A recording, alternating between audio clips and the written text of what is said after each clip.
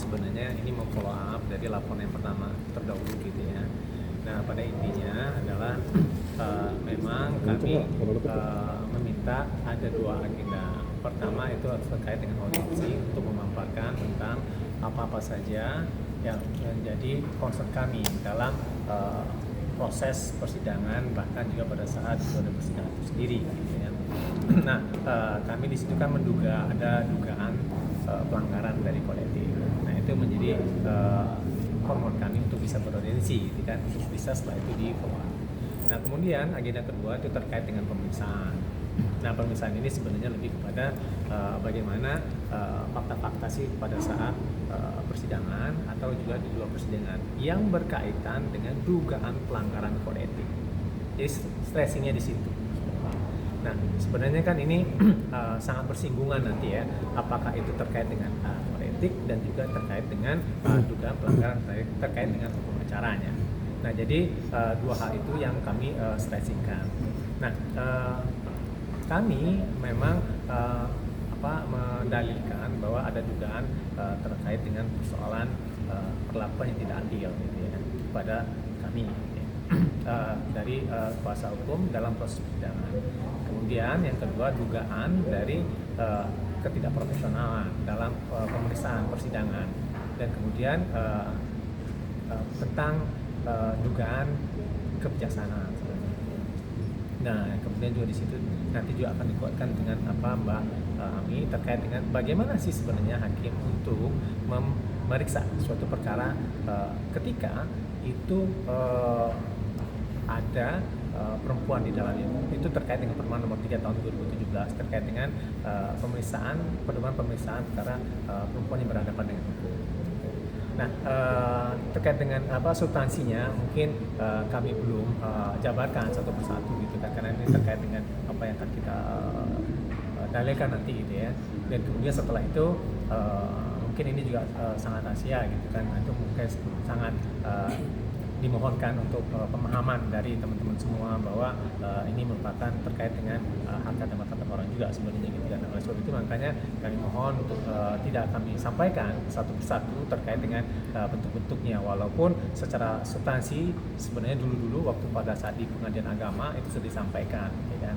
Nah, itu mungkin ya kira-kira dari saya.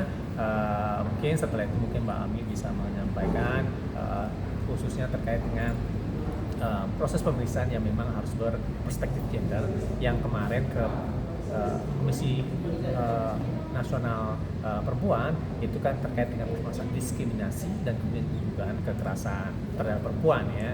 Nah, ini mungkin juga bisa dikuatkan juga terkait dengan itu. Nah, di sini akan terlihat inline ya bahwa di sini Komisi Judisial, Komnas Perempuan dan seterusnya. Itu kira-kira. Silakan Mbak. Iya, jadi teman-teman hari ini Paula dan tim kuasa hukum didampingi oleh saya, Bang Alfon dan Bang Erwin, ada dua agenda. Jam 10 sampai jam 12 Komisi Yudisial menindaklanjuti permohonan audiensi kami. Kemudian nanti jam 1 sampai selesai akan dilakukan permintaan keterangan terkait laporan dugaan pelanggaran kode etik dan pedoman perilaku hakim. Pada audiensi tadi kami diterima oleh 5 orang staf dari Biro Pengawasan Hakim. Nah, tentu mengapa Ibu Paula beraudiensi dan melapor ke Komisi Yudisial, karena kami mempercayai Komisi Yudisial yang memiliki mandat untuk menjaga martabat dan kehormatan hakim akan memberikan tanggapan terhadap upaya-upaya ya untuk dari kami untuk mengingatkan agar hakim, khususnya majelis hakim pemeriksa itu untuk diperiksa apakah melanggar dugaan kode etik dan pedoman perilaku hakim. Nah, untuk tadi kami memang sudah menyampaikan poin-poin besar terkait dugaan pelanggaran kode etik, seperti mulai dari berperilaku adil, berperilaku misalkan memperlakukan secara setara, kemudian tidak berpihak dan seterusnya ya, profesional gitu ya.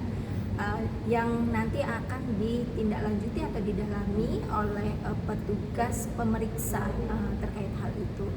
Nah, tadi juga disampaikan bahwa proses laporan di Komisi Yudisial itu selain dari pelapor bisa juga dari masyarakat umum, dan prosesnya akan dilakukan telaah dan pemeriksaan. Jadi tahapan dari pengaduan Ibu Paula ini memasuki setelah administrasi gitu ya, ini memasuki nanti jam 1 itu adalah memeriksa keterangan ya terkait dengan dugaan tadi. Nah, tentunya kami mengharapkan ini menjadi konsen, termasuk adalah isu perempuan yang berhadapan dengan hukum. Jadi Mahkamah Agung telah menerbitkan Perma nomor 3 tahun 2017 tentang pedoman pemeriksaan perempuan yang berhadapan dengan hukum. Siapa perempuan yang berhadapan dengan hukum? Yaitu perempuan yang menjadi tersangka, terdakwa, saksi, korban, dan para pihak. Para pihak di sini kan artinya juga perempuan yang menjadi pemohon, termohon, penggugat, tergugat gitu ya. Nah, dalam konteks ini Ibu Paula adalah termohon dan penggugat terkonvensi. Seharusnya majelis hakim menggunakan pedoman itu. Pedomannya apa? Yaitu mempertimbangkan relasi kuasa, mempertimbangkan diskriminasi dan pengalaman perempuan atas kekerasan atau pengalaman diskriminasinya ya, yang kami lihat di dalam proses persidangan maupun di dalam putusan itu tidak digunakan analisis gender, sehingga kemudian yang mengakibatkan perempuan dalam hal ini Ibu Paula justru tersudutkan ya, dan kemudian mengalami stereotip sebagai akibat dari perilaku maupun langkah-langkah yang dilakukan oleh majelis hakim ataupun juru bicara pengadilan agama. Itu teman-teman. Nanti pemeriksaannya akan dilakukan kepada Ibu Paula sendiri dengan konsultan? Iya, pemeriksaan akan dilakukan kepada Ibu Paula sebagai pengadu dan saksi-saksi yang mengetahui dugaan terjadinya pelanggaran kode etik dan perilaku. Ada berapa saksi mungkin? Ada. Saksi dari yang saksi ketika sidang? Iya, enggak, saksi-saksi yang mengetahui proses persidangan yang terjadi ya, dugaan-dugaan pelanggaran itu. Tapi kalau tidak salah memang dari pihak Komisi Yudisial pernah meminta untuk ada saksi dihadirkan juga. Apakah itu termasuk saksi yang di persidangan juga atau beda? Bukan saksi Beda. yang di persidangan, tapi saksi yang mengetahui dugaan pelanggaran kode etik. Ya, mungkin saya tambahkan ya bahwa yang dimaksud saksi-saksi itu memang mengalami mengetahui ya terkait dengan dugaan perilaku pelanggaran kode etik dan perilaku itu sendiri ya. Nah, jadi mungkin kalau misalnya dalam persidangan, karena persidangan tertutup kemarin ya, berarti per pihak yang itu aja. Dan kemudian yang kedua, kalau misalnya terkait dengan konferensi pers, mungkin teman-teman sudah tahu sendiri gitu ya terkait dengan itu.